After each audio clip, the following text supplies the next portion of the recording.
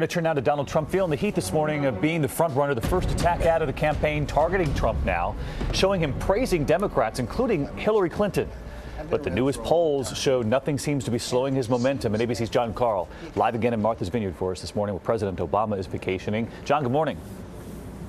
Good morning, David. Well, Trump may be facing new attacks this morning, but he continues to defy political gravity. The latest polls show him with a commanding lead in the early primary states. It's the first attack ad against Donald Trump of the 2016 campaign. In many cases, I probably identify more as a Democrat.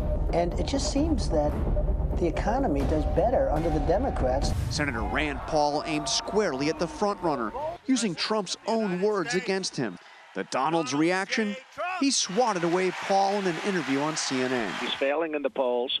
He's weak on the military. I actually think he's a far better doctor than he is a senator. He's a mess. There's no question about it. So far, attacking Trump has been a ticket to oblivion.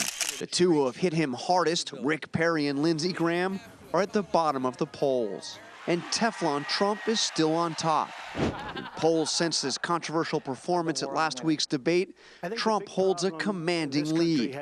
In Iowa, Trump is now at 22%, with Dr. Ben Carson jumping to second at 14%. Previous Iowa favorite Scott Walker is now in third. While Trump fends off his Republican rivals, on Wednesday, Jeb Bush lashed out at the Democratic frontrunner, facing new questions over her email server. Then you have Hillary Clinton, who was the Secretary of State, dealing with confidential information, with classified information, thinking it was okay to use a private server.